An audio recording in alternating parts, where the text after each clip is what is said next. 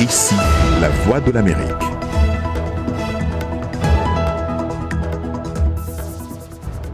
Madame, mademoiselle, monsieur, bonsoir. Jacques Aristide à Washington. Bienvenue dans Le Monde aujourd'hui, à la une de l'actualité ce soir. En RD Congo, l'épidémie de fièvre hémorragique Ebola élevée au rang d'urgence de santé publique mondiale. Réaction mitigée du gouvernement congolais, très critique envers des ONG accusées de faire pression pour lever des fonds. De retour sur les estrades de campagne, le président américain tire à boulet rouge sur les démocrates qui, dit-il, détestent l'Amérique au lendemain du vote au Congrès condamnant des propos racistes de Donald Trump.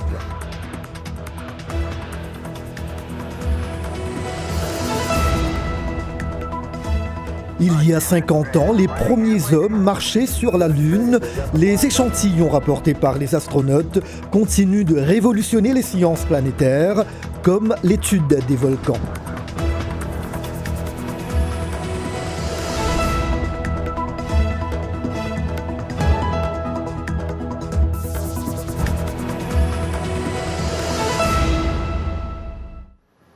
Cap d'emblée sur la République démocratique du Congo où l'épidémie de fièvre Ebola continue de se propager. La maladie menace maintenant de s'étendre à la grande ville de Goma et aux pays voisins.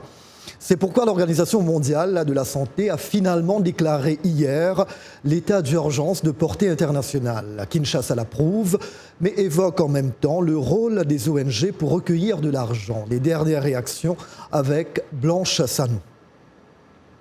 Après la mort du patient venu à Goma de Butembo et les inquiétudes amplifiées, l'Organisation mondiale de la santé a décidé de réagir.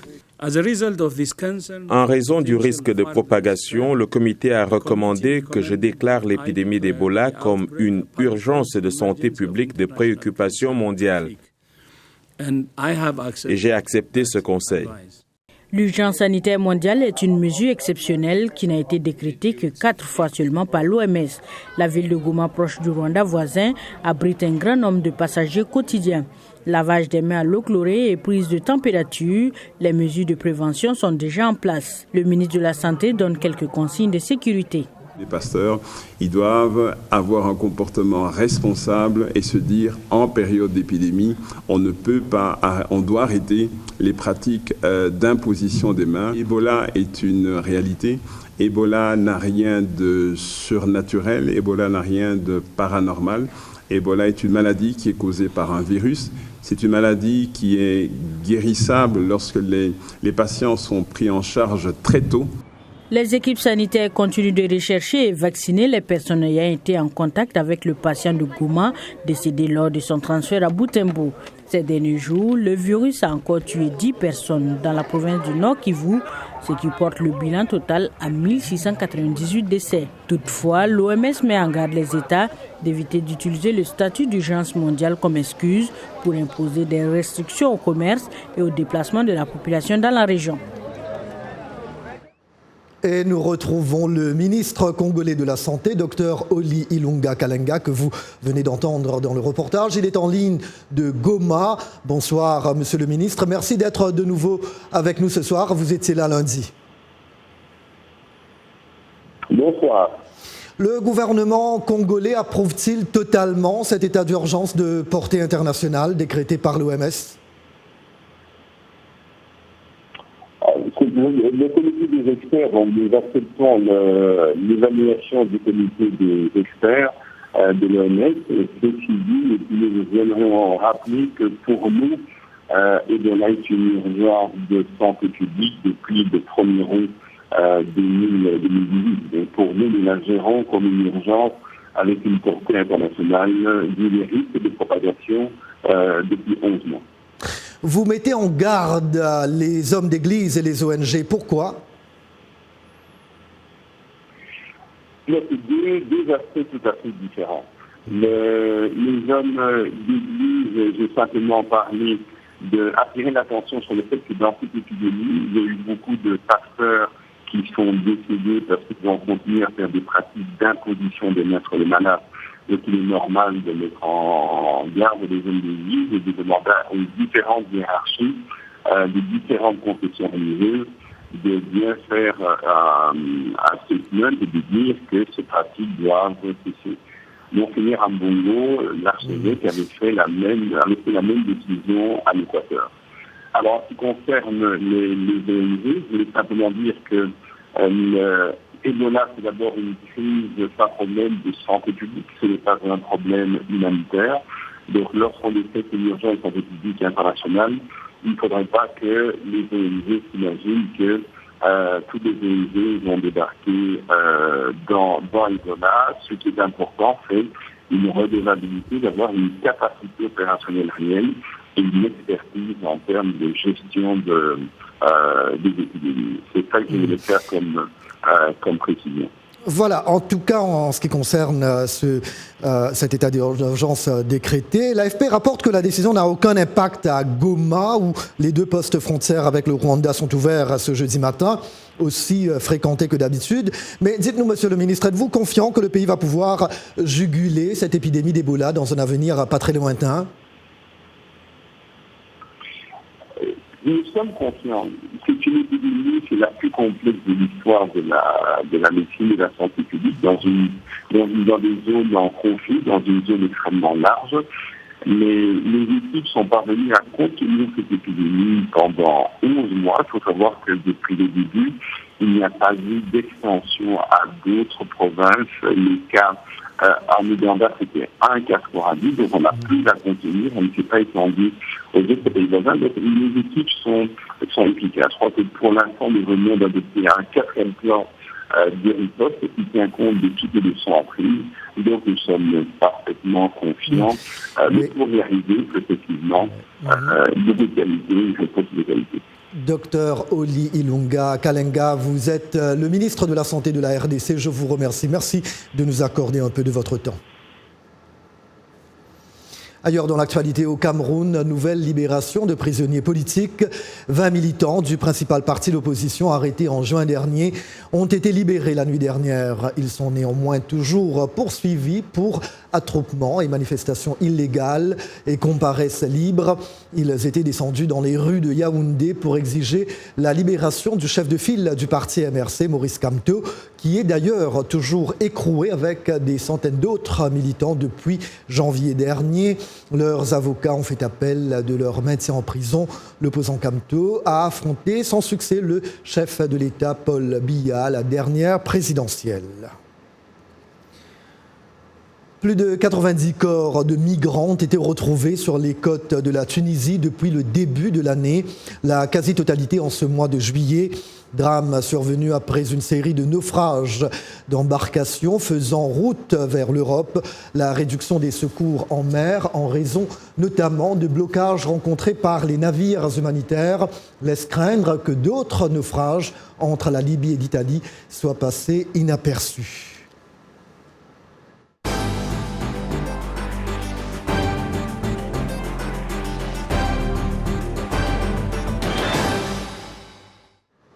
Le président américain a renouvelé et intensifié ses attaques contre 4 élus démocrates du Congrès hier soir.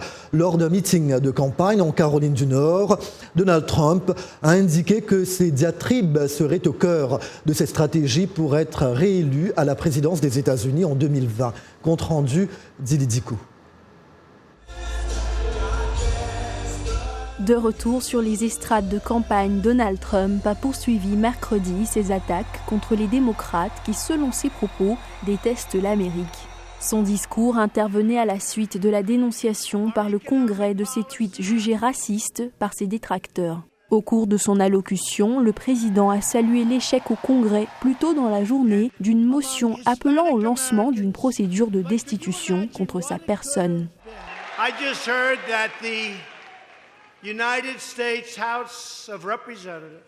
Je viens d'apprendre que la Chambre des représentants a massivement voté en faveur de l'élimination du projet le plus ridicule qui m'ait jamais visé. Une résolution pour une procédure de destitution. Quelle stupide résolution.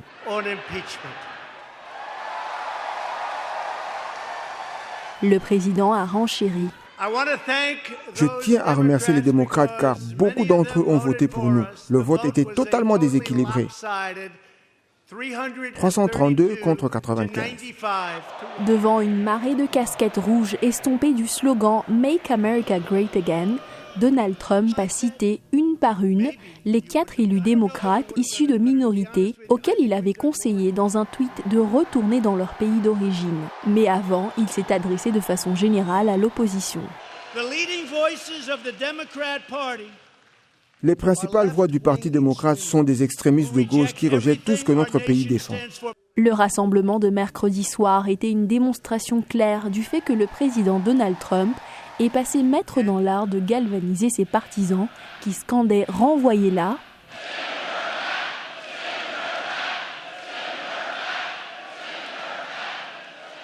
Une invective visant Ilhan Omar, une députée controversée d'origine somalienne. De l'observation à la conquête, les premiers pas des terriens sur la Lune ont 50 ans déjà. Une épopée qu'on se remémore cette semaine.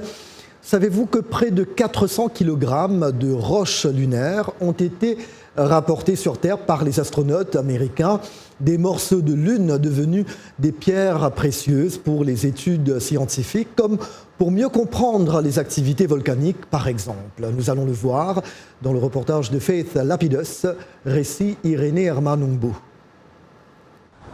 Les éruptions volcaniques comptent parmi les phénomènes les plus spectaculaires de la planète. Elles étaient probablement tout aussi impressionnantes il y a 2 milliards d'années sur la Lune. Les vestiges de ces anciennes éruptions aident les scientifiques à mieux comprendre le comportement imprévisible des volcans terrestres. Nous examinons les roches lunaires parce qu'elles ont quelque chose de très spécial, en ce sens qu'elles sont formées dans un environnement de gravité inférieure, ce qui modifie le comportement des cristaux et de la manière fondue au cours de leur formation. Des études comme celle-ci nous fournissent des indices pour comprendre les processus qui se produisent lors de la rotation terrestre. Les astronautes d'Apollo qui s'étaient rendus sur la Lune ont rapporté près de 400 kg de roches lunaires, soit plus de 2000 échantillons. Celui-ci venait d'Apollo 15. C'est la première mission où ils disposaient du rover, ce qui leur a permis de parcourir une plus grande surface. Ça provient d'une région volcanique. La NASA a prêté 18 de ces roches à la société britannique Diamond Light Source, un énorme accélérateur cyclique de particules situé près d'Oxford. Ici, les électrons sont accélérés à une vitesse proche de celle de la lumière jusqu'à ce qu'ils émettent de la lumière 10 milliards de fois plus brillante que le Soleil. Cela permet aux scientifiques d'étudier des échantillons extrêmement petits à l'aide de faisceaux de rayons X, ce qui laisse entrevoir l'avenir dans un monde totalement différent. Pour le moment, nous pouvons surveiller ce qui se passe sur un volcan dans le présent, mais il est très difficile de prévoir le futur, car nous n'avons aucune référence du passé. Les roches contiennent cependant le type d'informations dont nous avons besoin pour prendre des décisions dans le présent. Il suffit tout simplement de savoir les mettre ensemble. Et cela peut aussi aider à révéler comment notre système solaire s'est formé, comment nous sommes passés d'une boule de poussière géante à une collection de planètes en orbite autour d'une étoile. Et la polémique grandit à propos de la populaire application russe FaceApp. Elle permet en quelques clics de se voir vieilli. Le gouvernement polonais indique aujourd'hui vouloir l'examiner de près en raison de risques pour les données personnelles. FaceApp a également provoqué des mises en garde de dirigeants politiques aux États-Unis. Le sénateur Chuck Schumer a même appelé la police à enquêter sur les risques pour la sécurité nationale et la vie privée. Le patron de la compagnie qui a créé FaceApp, Yaroslav Goncharov, a pour sa part assuré au Washington Post que si la firme était bien basée en Russie, les données des utilisateurs n'y étaient pas transférées. Il a également affirmé que les photos n'avaient aucune autre finalité et que la plupart étaient éliminées des serveurs de Wireless Lab dans les 48 heures après leur téléchargement. Vous êtes branchés sur VOA Afrique et vous regardez Le Monde aujourd'hui en direct de Washington.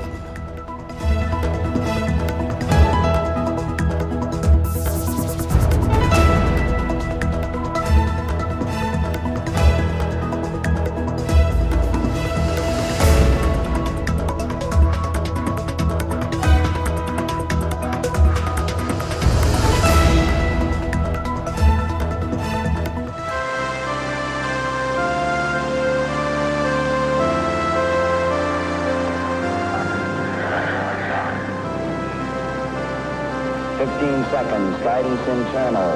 15, 12, 11, 10, 9, 8. Ignition sequence start. Engines on. 5, 4, 3, 2, 1. All engines running. Launch commit. Liftoff. We have liftoff.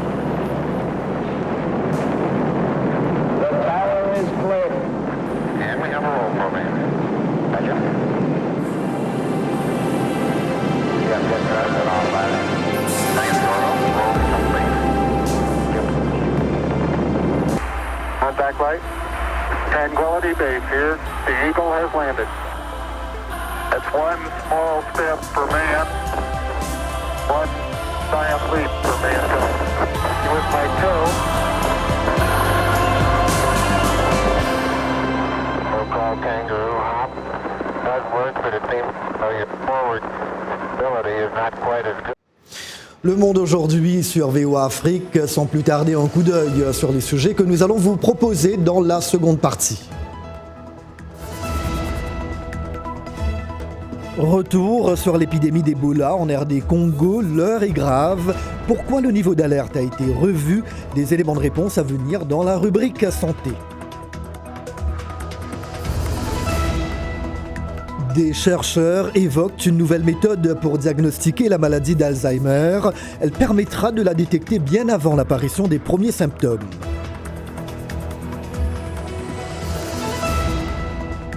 Et du football avec la CAN 2019, le Nigeria décroche le bronze.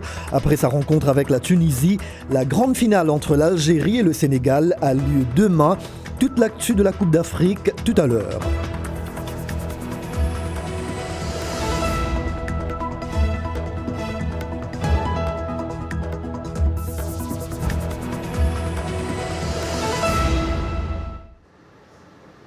Aujourd'hui, c'est jeudi et comme tous les jeudis, nous recevons notre collègue Mohamedou Oumfa pour la rubrique consacrée à la santé. Bonsoir Mohamedou. Bonsoir Jacques. Ravi de vous retrouver sur ce plateau. C'est un plaisir partagé. Alors, on l'a évoqué en première partie de ce journal. Hier, l'OMS a décrété l'épidémie d'Ebola en RDC comme une urgence sanitaire internationale. Cela signifie quoi, Mohamedou ?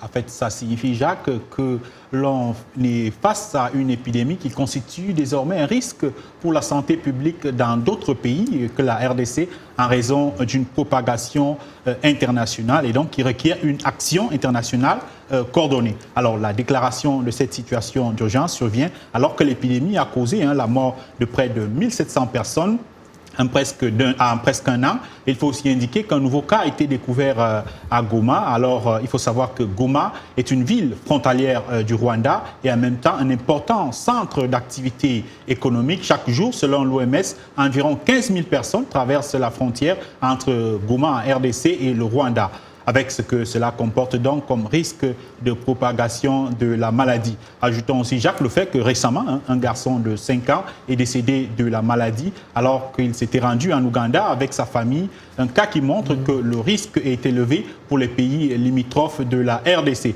C'est donc tout cela, Jacques, qui explique cette déclaration d'urgence sanitaire de portée internationale selon les termes de l'OMS. Concrètement, sur le terrain, à quoi faut-il s'attendre ? Oui, le ministre a commencé à l'évoquer tout à l'heure. Il faut s'attendre à une plus grande collaboration entre la RDC et les pays voisins, ainsi qu'à une coordination internationale de la riposte. Il faut aussi s'attendre à une plus grande mobilisation des moyens financiers, des moyens humains et des moyens techniques pour combattre cette épidémie. À ce sujet, il faut mentionner le communiqué du ministère de la Santé qui a dit espérer que cette déclaration, et le ministre l'a dit tout à l'heure, cette déclaration d'urgence soit une opportunité pour lever des fonds pour les acteurs humanitaires.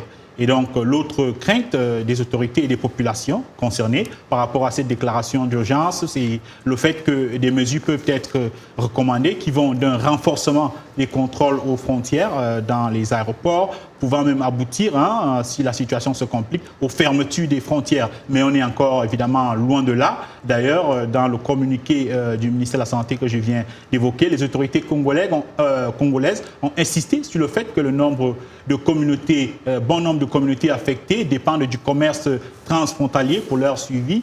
mais l'OMS rassure, le comité d'urgence de l'organisation a recommandé qu'aucun pays ne ferme ses frontières ni n'impose de restrictions au voyage ou au commerce. En tout cas, Jacques, on va suivre l'évolution de la situation sur le terrain et on en reparlera évidemment sur VOA Afrique. Absolument. Merci bien, Mohamedou Oumfa. Vous revenez jeudi prochain. Jeudi. Alors, n'allez nulle part ailleurs, parce qu'on va rester dans votre domaine, le domaine de la santé. Eh bien, les scientifiques se rapprochent enfin d'un objectif qu'ils poursuivent depuis des années, réaliser un test sanguin afin de dépister les personnes susceptibles de présenter des signes de maladie d'Alzheimer ou d'autres démences. Lors d'une conférence internationale à Los Angeles cette semaine, des chercheurs font état des progrès réalisés dans le domaine. Le reportage de Faith Lapidus est relaté par Raissa Gironda.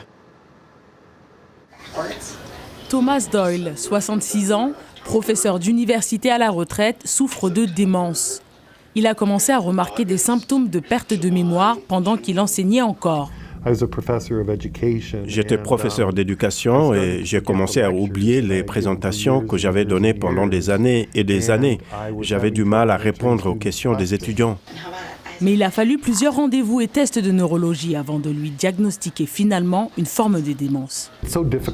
Il est parfois difficile d'établir un diagnostic pour nous qui souffrons de démence. Et pendant tout ce temps où nous ne savons pas de quoi nous souffrons, nous vivons dans l'anxiété. Actuellement, pour dépister les patients, les spécialistes leur font subir des tests cognitifs. Mais selon l'association Alzheimer, ces tests ne sont précis qu'à 80%. Les tests comme l'imagerie à la mesure du liquide céphalorachidien ont été utilisés, mais ils sont agressifs pour l'individu et très coûteux. L'idéal, selon les médecins, ce serait un simple test sanguin qui leur permettrait de diagnostiquer les démences, telles l'Alzheimer, avant que les symptômes ne deviennent évidents. Parce qu'une fois qu'il y a des symptômes, le cerveau a déjà commencé à changer. Ces biomarqueurs permettent de détecter les changements dans le cerveau, parfois même des décennies avant l'apparition des symptômes. Cela signifie que nous pouvons maintenant envisager d'intervenir au moyen de ces techniques, des traitements expérimentaux, bien avant que ces changements ne soient produits dans le cerveau. Peut-être nous pouvons empêcher que ce changement ne se développe plutôt que d'avoir inversé les dommages causés au cerveau et à ses connexions neuronales.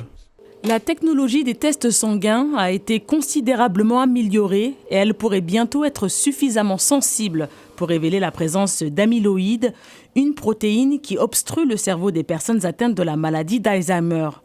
De nombreux essais sont en cours pour trouver des cibles médicamenteuses ou un marqueur génétique afin que les médecins puissent commencer à intervenir avant la production de lésions cérébrales. Un test sanguin sera également utile pour identifier et surveiller des patients comme Thomas Doyle, ce qui leur éviterait des années d'incertitude et d'anxiété. Le grand événement footballistique africain prend fin demain, mais hier, le Nigeria a remporté la petite finale de la CAN 2019 face à la Tunisie, 1-0. Mais tout le programme à venir avec évidemment Yacouba Ouedraogo. Bonsoir Yacouba. Bonsoir Jacques et bonsoir à toutes. Effectivement, la petite finale, c'était hier, la grande, c'est demain. Et justement, demain à 7h, nous serons à la mi-temps de la finale de cette première CAN à 24 équipes. Vous le savez, ça se joue entre deux équipes qui se connaissent pour s'être déjà rencontrées en phase de poule. Cette fois, c'est la finale et le contexte est différent. Suivez. L'Algérie atteint un deuxième sacre continental depuis près de 30 ans. Son premier et seul titre jusque-là remonte à l'année 1990 à domicile. Le Sénégal, lui, n'a pas encore une seule étoile à son palmarès dans la CAN. Les attentes sont donc énormes de part et d'autre. Je crois que ce match nous a permis de nous remobiliser, nous a permis de faire notre autocritique. Si on veut parler du premier match, en tout cas du match de groupe, et celui-là, c'est totalement différent. L'Algérie a la meilleure attaque de ce tournoi avec 12 buts inscrits. Le Sénégal, lui, a la meilleure défense, un seul but encaissé. Premier pays africain au classement FIFA, le Sénégal espère cette fois-ci se débarrasser de sa réputation d'éternel loser en remportant son premier trophée majeur. Cette finale est aussi une opposition entre deux coachs, tous deux africains, mais aussi entre deux amis qui ont grandi dans la même banlieue parisienne. Claire Morin-Chibou. Au football, ça s'appelle un marquage serré. Le technicien au dreadlock est né le 24 mars 1976 au Sénégal et celui des Fennecs le lendemain à Champigny-sur-Marne. C'est dans cette ville de la banlieue parisienne où Cissé a emménagé à l'âge de 9 ans que les deux hommes ont forgé leur destin commun, mais sans se croiser adolescents. Belmadi est parti se former au Paris Saint-Germain, Cissé à Lille. S'ils ne joueront jamais dans la même équipe au même moment, ils se retrouveront sur les terrains de France qu'ils ont écumés pendant près de 10 ans. En sélection, Cissé, capitaine de l'équipe finaliste de la CAN 2002, a battu Belmadi 3-0 en 2001. Sur le banc, l'Algérien a pris sa revanche lors de cette CAN, 1-0 en poule. C'est une ironie du sort extraordinaire de se retrouver, nous, deux enfants de Champigny-sur-Marne. On a eu l'habitude de jouer l'un contre l'autre dans les catégories de jeunes. C'est vrai que c'est exceptionnel de se retrouver nous deux à la tête de nos équipes nationales respectives et de jouer cette finale. Donc c'est vrai que ça a un goût particulier. Cette finale sera la première entre deux entraîneurs africains depuis 1998. À l'époque, c'était entre l'Égypte de Mahmoud El Gohari et l'Afrique du Sud de Jomo Sono. Une statistique qui montre la difficulté de la tâche pour les coachs issus du cru, selon l'expression d'Aliou Cissé. Dans la capitale sénégalaise, les supporters des Lions de la Teranga y croient et ils l'ont exprimé au micro de notre envoyé spécial à Dakar, Isha Saray. Pour le moment, je supporte le Sénégal, comme je suis au Sénégal. Mais quand je suis en dehors du Sénégal réellement, je supporte l'Algérie. On aimerait bien gagner la Coupe. Est-ce que vous pensez que le Sénégal a bien joué cette... Au début, un peu, oui. Mais après, il y a un peu de soucis, mais j'espère qu'ils vont se rattraper, quoi. Bien sûr, on est Sénégalais, on va regarder la finale comme tous les Sénégalais. On est fiers de notre équipe pour qu'ils gagnent. Pour la première fois, on a fait c'est la deuxième fois, la deuxième finale, on veut gagner la coupe et ramener ça au Sénégal. Pourquoi pas? On est fiers. Et tu penses qu'on va gagner? Inch'Allah, on va les battre. On le saura demain, Jacques, si le Sénégal va gagner ou pas. Oui, absolument. Et en fait, quand on sera à l'antenne, évidemment, ce sera pendant la mi-temps. Mais vous allez revenir lundi pour nous faire un récapitulatif de toute cette compétition, absolument, Yacouba. Hein? Absolument. Merci bien. Merci à vous. Yacouba, très bien. À demain. Et voilà donc musique et cinéma pour terminer. Beyoncé vient de dévoiler la vidéo de Spirit, une chanson extraite de son album The Lion King. The Gift, le projet musical entièrement supervisé par la chanteuse américaine, est inspiré de la nouvelle version du Roi Lion qui vient tout juste de sortir en salle, dans lequel Queen Bee, lauréate d'un Grammy Award, prête sa voix au personnage de Nala. Et voilà, point final à ce journal. Merci de l'avoir suivi. Rendez-vous demain, même heure, même endroit.